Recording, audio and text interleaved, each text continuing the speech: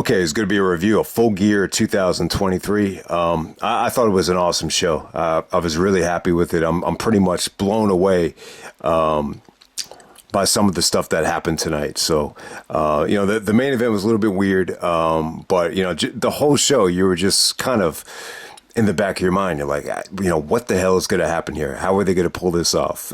So the way they executed the main event, it was a little bit weird. I think the one disappointing thing from this show is you didn't really find out who, the devil was. So that's still kind of like that was like, just from a personal standpoint, I was just curious to see, who the devil was actually going to end up being. But you didn't get the answer to that.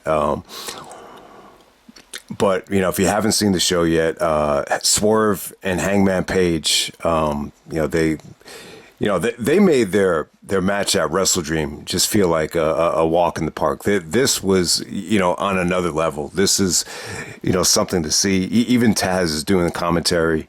I had to make the point that, nobody's seen as much of Taz, because he was in ECW and he saw most of the most brutal shit you would have ever seen firsthand. And, I'm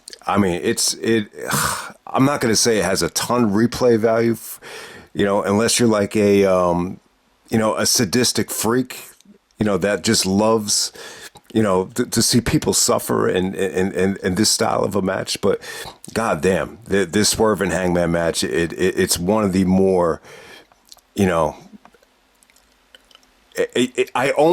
almost during this match, it's almost like you wanted them to stop wrestling. Like if you were ever going to, say, just stop, we don't want you guys to kill each other. They both went into this match like they had death wishes. I think Hangman Page, had "I don't give a fuck what happens to me" written all over this thing. So I can't wait to talk about that. So that was by far the match of the night. It is possibly a 5-star match. So, to me, that stole the show. So if you haven't seen the show yet, during the 0 hour, MJF and Samoa Joe actually, successfully defended tag team titles. Joe, after they win, suddenly just leaves. You don't even notice him leaving. But Cole comes out. Cole came out right before the finish, and he's congratulating MJF. He's on crutches. He just had the ankle surgery.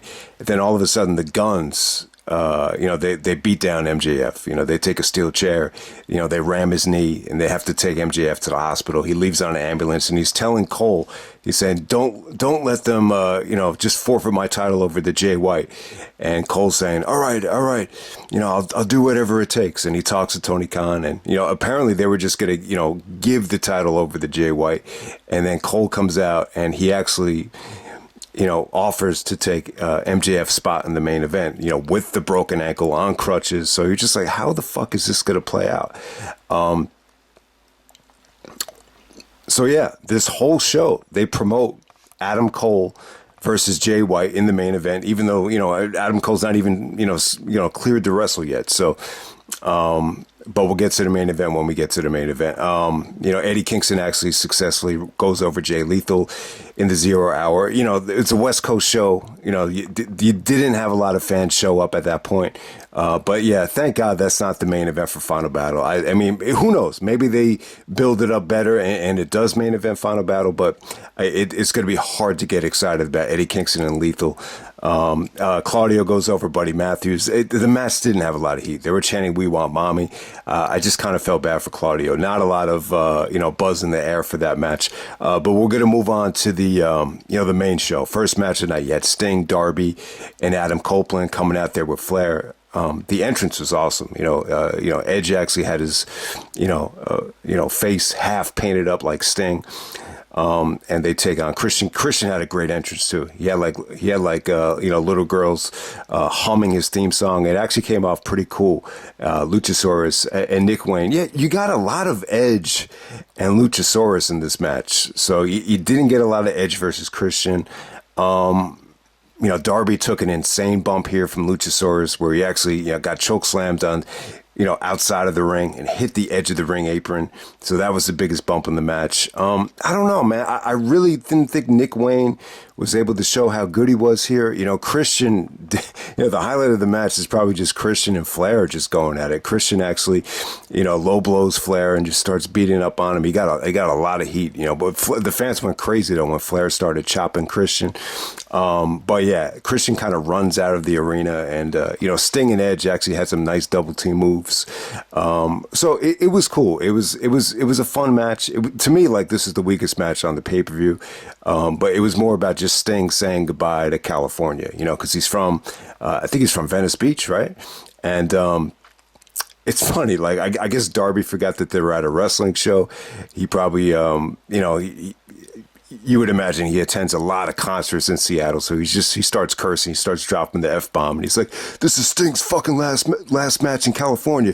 Give him a standing ovation." So it was, fun entrances. This is a Dynamite quality match in my opinion. It wasn't really a pay-per-view, quality effort here, but it was still cool. I think this was a good choice to open up the show. And then next up, you had Orange Cassidy taking on Jon Moxley. This is a rematch for the AEW International title. So yeah, Orange Cassidy wants to, basically saying he can't sleep at night until he defends the belt against Jon Moxley, because he lost last time they faced each other. So it was good, man. This was more about just Cassidy, proving he could hang with Moxley. He busted him open here, so Moxley's actually bleeding. And Nigel had a funny line, basically saying, "What was the over/under on there being blood in this match?" Because you knew there was going to be blood after the last one. Yeah, but this went a lot shorter than the main event of All Out. This probably went like half the amount of time, but it was still good though, man. Cassidy did some nice. Interesting things where he's like baiting Moxley in with his, hands in his pocket.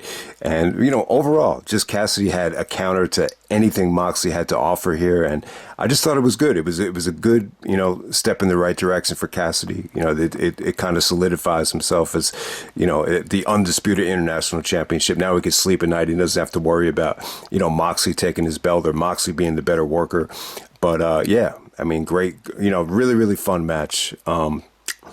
I didn't see the first one. I would imagine the first one, got more of a green light than this, but this was just a nice, little match on the undercard here. I really enjoyed it while it lasted. All right, next up we have Timeless Toni Storm taking on Hikaru Shida for the AEW Women's Championship. Pretty much what I expected. I just expected, Toni to, do a lot of different things here, a lot of cheating. I guess the acting coach or, whoever she's with, this guy named Luther, really interfered in the match. Shida actually started, beating him up with a kendo stick. But it was pretty cool, man. Like, Toni started using all these foreign objects. I guess it was like a frying pan. She actually put the frying pan in the back of her tights because, she uses her ass for the finisher. So it actually worked really well. It actually came into play for the finish there. So I thought you had some nice creative things there. But, at the same time, this is a, very character-driven performance from Toni Storm. It really, I don't know, the match, it was actually better than I expected. I didn't expect it to be that good, but still, Toni Storm predictably wins the championship. Lots of elements that kind of cater to her new character here. So, pretty much what I expected. Actually, the shortest match of the pay-per-view. And the next up, we have the four-way tag team ladder match for the AEW Tag Team Championship. This was great, man. This was pretty damn good. I didn't realize this was a ladder match until last night. Maybe they changed it at the last second. When I did the preview, I didn't think I saw a ladder match there. That changes the whole dynamic because some of those four-way tags are, they're just tough to make work. But I think in a ladder match, it just feels like more freedom out there, more of a playground, and that's exactly what it was. Before we get going, though, I want to give a shout out to Dante Martin.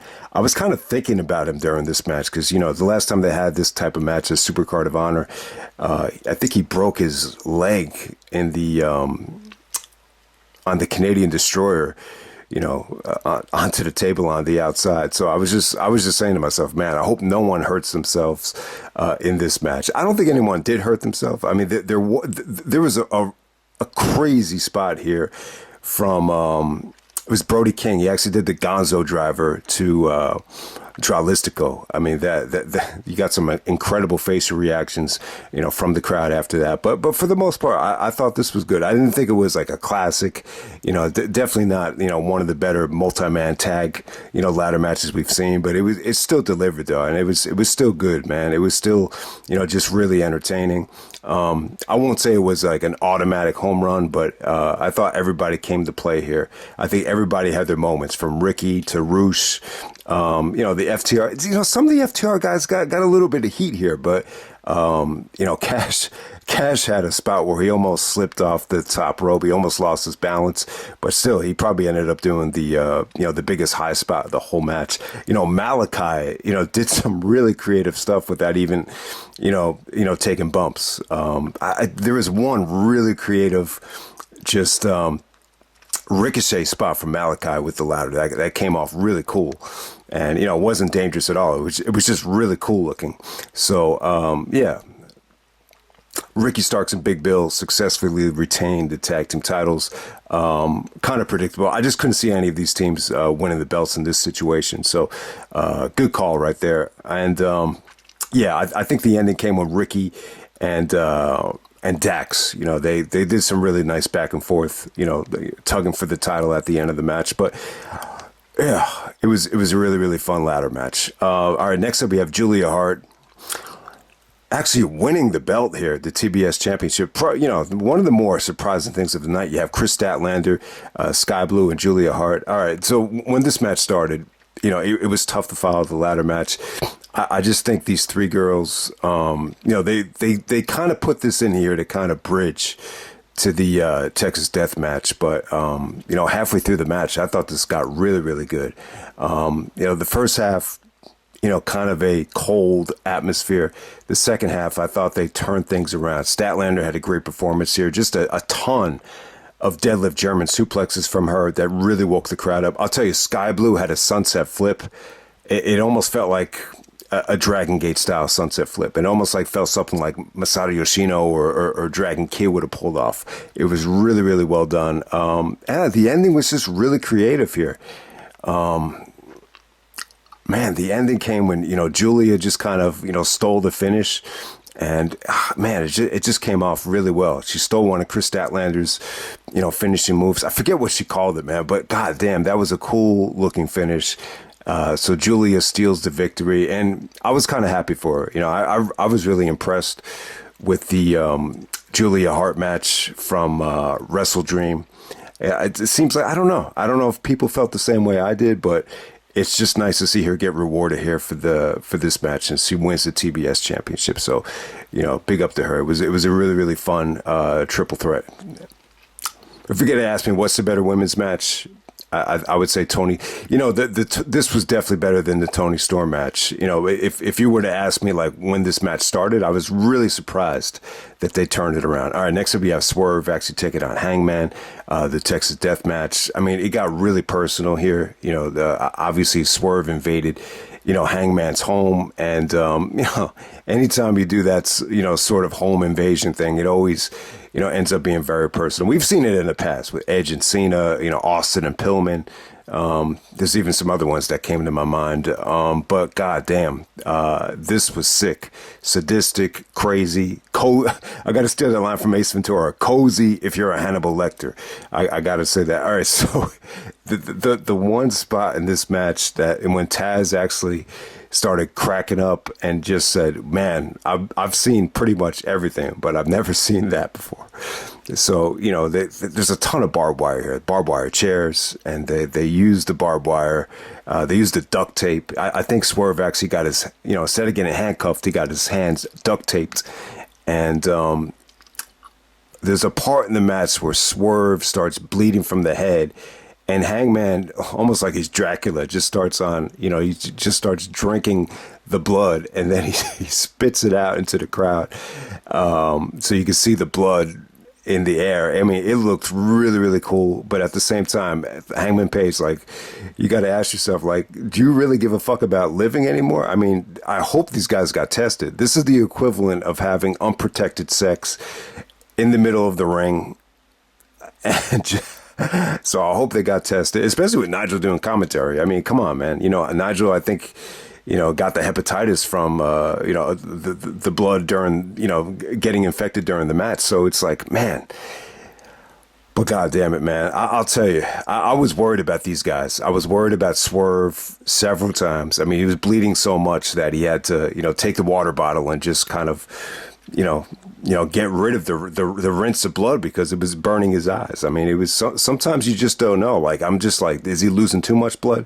You get flashbacks to Eddie Guerrero, just, bleeding buckets and going into shock. I'm like, you got to be careful. You got to be careful. And, yeah, some of these barbed wire shots too, man, with, hanging them by the neck with the barbed wire, the buckshot lariat onto the barbed wire. I'm just like, man, you better not, let that penetrate the neck area. Because I'm just like, man, you were just worried about these guys.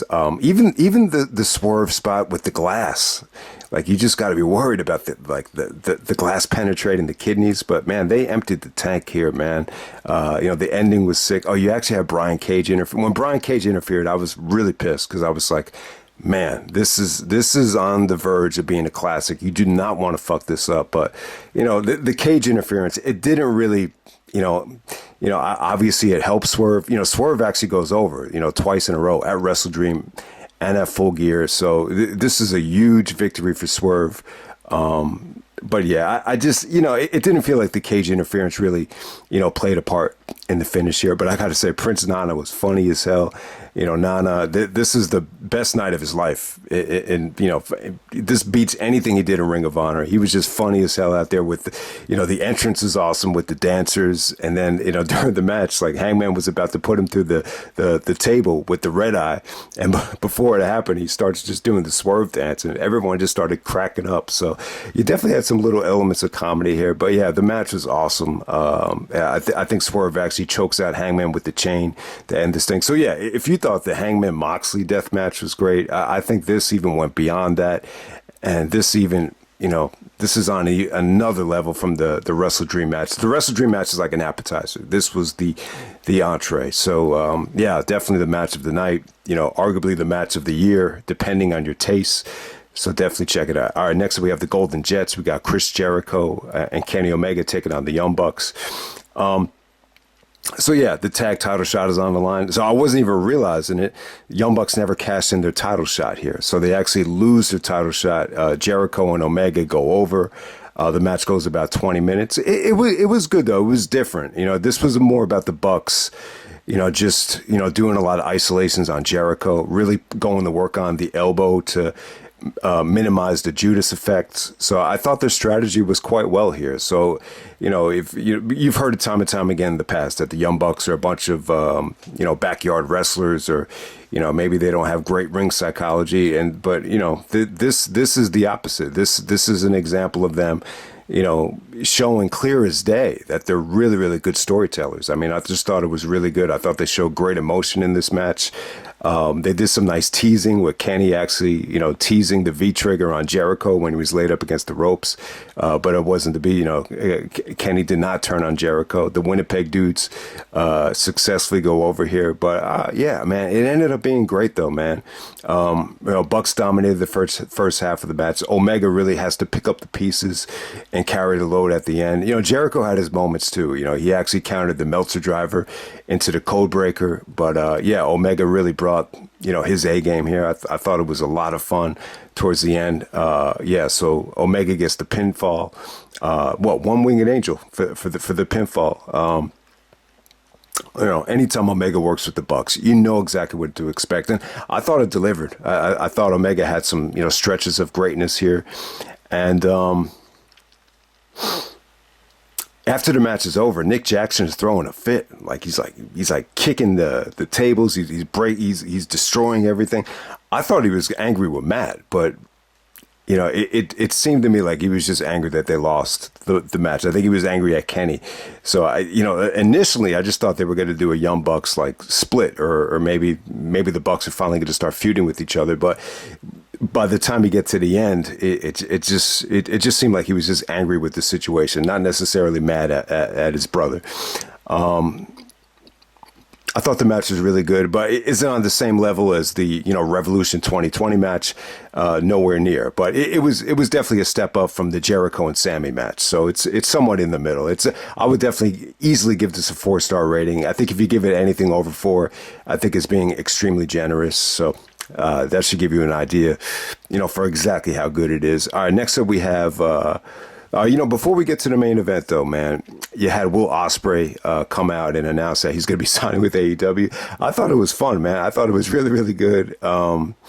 Just the way he said it, but I'm not coming in right away, but I will be here, later on. So you got to wait until after Hard to Kill. And, I think obviously after, possibly Wrestle Kingdom, he's probably going to do a lot of other great stuff. I think it's not until February where he's going to come on board on the road to Revolution. So, yeah, great signing, great talent. If you're going to spend money, you might as well spend it on talent. To me, I think this guy has proved it. He's one of the best, if not the best wrestler in the world. And I think he's proven it time and time again this year. So really happy to see Will Ospreay. I mean, was it really necessary to bring Ospreay onto the show if he's not going to wrestle? Not really, but it kind of gave the show an extra, piece of life, in my opinion. So, all right, next up we have MJF defending the belt against Jay White. All right, so initially Cole comes out. Cole was in no shape to wrestle. Everyone was like, what the hell is going on here? The MJF actually comes out in the ambulance. This whole main event, it almost felt like it was very Survivor Series 1999 inspired, just a little bit, but you didn't exactly get, that style by the ending here. So MJF actually decides to wrestle, through the knee injury. During the match, I said to myself, why is he wearing that stupid Lakers jersey?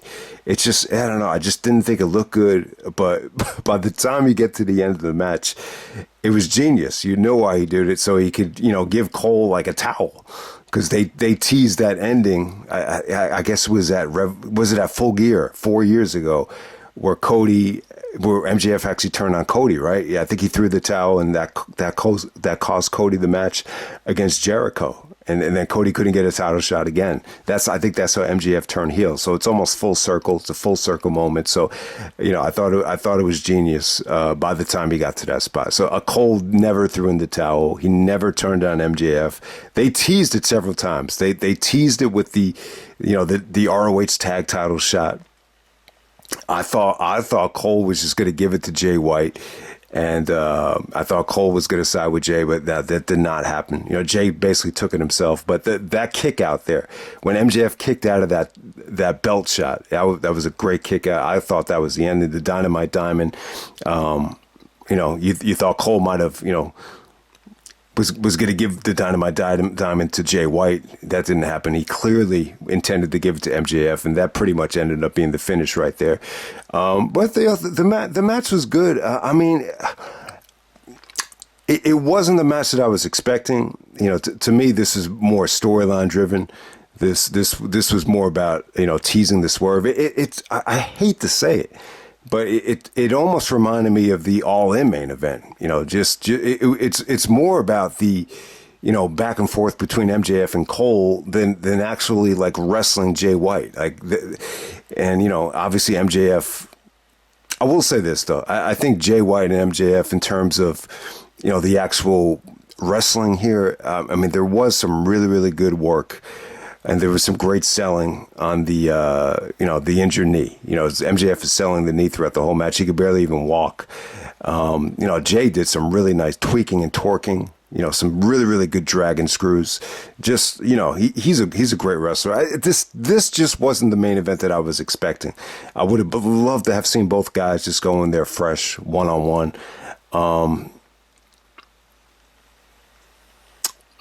In terms of the spots, though, there was almost like a botched, table break. The table broke on its own. It was really, really weak. It was weird. So MJF had to do the elbow drop to Jay White with no table. That was crazy. In terms of the most impressive thing MJF pulled off here, he actually did a sprinting, ace crusher out of the ring to Jay White. It's almost like the way he did it, though, it made sense. It's like he had to suck it up and just, fight through the knee pain just to do it. But, I thought there was some great selling here. It's a very, it's working over the injury. It's a lot of teasing with Cole. I mean, it's just not the main event I was expecting, but it was long. And there was, once again, if you watch this thing in the heat of the moment, there was just some really, really good anticipation, for what was going to transpire here. But at the same time, no Roderick Strong. You would think that if Cole is out there, you thought you would have heard, oh no, but you did not hear that. So, So MJF successfully retains. It's been a whole year. Obviously, he already surpassed Kenny Omega with the Kenny Omega match, but been a full year since MJF won it at Full Gear, and I'll leave it at that. Awesome pay-per-view. I thought this was a great show. Is it the best AEW pay-per-view of all time? I would probably say no, but was it even as good as Wrestle Dream? I don't know. I don't think so, but it was pretty damn fun to watch. I had a lot of fun watching it, so definitely check it out. Swerve and Hangman, match of the night, and I'm out.